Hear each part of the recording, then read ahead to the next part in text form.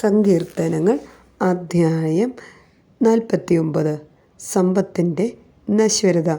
ഗായിക സംഘ നേതാവിന് കോറഹൻ്റെ പുത്രന്മാരുടെ സങ്കീർത്തനം.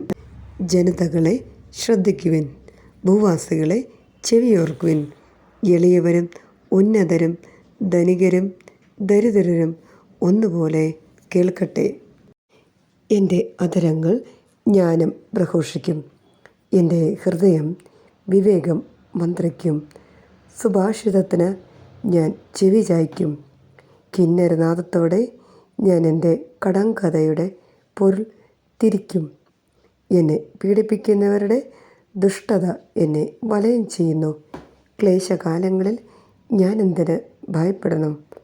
അവർ തങ്ങളുടെ ധനത്തിൽ ആശ്രയിക്കുകയും സമ്പത്തിൽ അഹങ്കരിക്കുകയും ചെയ്യുന്നു. തന്നെ വീണ്ടെടുക്കാനോ സ്വന്തം ജീവൻ്റെ വില ദൈവത്തിന് കൊടുക്കാനോ ആർക്കും കഴിയുകയില്ല. ജീവൻ്റെ വിടുതൽ വില വളരെ വലുതാണ്, എത്രയായാലും അത് തികയുകയില്ല. എന്നേക്കും ജീവിക്കാനോ പാതാളം കാണാതിരിക്കാനോ കഴിയുന്നതെങ്ങനെ? ജ്ഞാനി പോലും മരിക്കുന്നെന്നും മണ്ടനും മന്ദബുദ്ധിയും ഒന്നുപോലെ നശിക്കുമെന്നും തങ്ങളുടെ സമ്പത്ത് അന്യർക്കായി ഉപേക്ഷിച്ചു പോകുമെന്നും അവർ കാണും. ദേശങ്ങൾ സ്വന്തമെന്ന് അവകാശപ്പെട്ടെങ്കിലും ശവകുടീരങ്ങളായിരിക്കും അവരുടെ നിത്യവസതി. തലമുറകളോളം അവരുടെ വാസസ്ഥാനം. മനുഷ്യൻ തൻ്റെ പ്രതാപത്തിൽ നിലനിൽക്കുകയില്ല. മൃഗങ്ങളെപ്പോലെ അവനും നശിച്ചു പോവും. വിവേകമറ്റ ആത്മവിശ്വാസം പുലർത്തുന്നവരുടെ വിധിയും തങ്ങളുടെ സമ്പത്തിൽ ആനന്ദിക്കുന്നവരുടെ അവസാനം ഇതുതന്നെ. ആടുകളെപ്പോലെ അവർ മരണത്തിന് വിധിക്കപ്പെട്ടവരാണ്. മൃത്യുവായിരിക്കും അവരുടെ ഇടയൻ. നേരെ ശവക്കുഴിയിലേക്ക് അവർ താഴും. അവരുടെ രൂപം അഴിഞ്ഞു പോകും. പാതാളമായിരിക്കും അവരുടെ പാർപ്പിടം.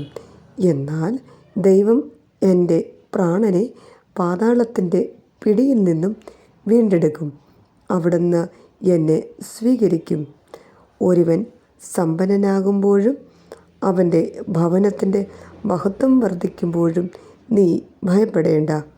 അവൻ മരിക്കുമ്പോൾ ഒന്നും കൂടെ കൊണ്ടുപോവുകയില്ല.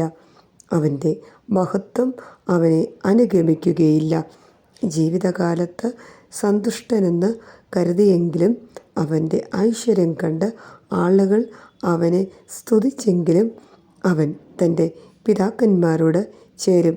ഇനിമേൽ അവൻ പ്രകാശം കാണുകയില്ല. മനുഷ്യൻ തൻ്റെ പ്രതാപത്തിൽ നിലനിൽക്കുകയില്ല. മൃഗങ്ങളെപ്പോലെ അവർ നശിച്ചു പോകും. ഞാൻ ഡോക്ടർ ബെസ്സി. ദിവസവും രാവിലെ 6:30 എൻ്റെ ഓഡിയോ ബൈബിൾ ലഭിക്കുവാനായി എൻ്റെ ചാനൽ സബ്സ്ക്രൈബ് ചെയ്യുകയും അനേകരിലേക്ക് ഇതെത്തിച്ചു കൊടുക്കുകയും ചെയ്യണമേ. ദൈവം നിങ്ങളെ സമൃദ്ധമായി അനുഗ്രഹിക്കട്ടെ. ഈശോ നിങ്ങളെ സമൃദ്ധമായി അനുഗ്രഹിക്കട്ടെ.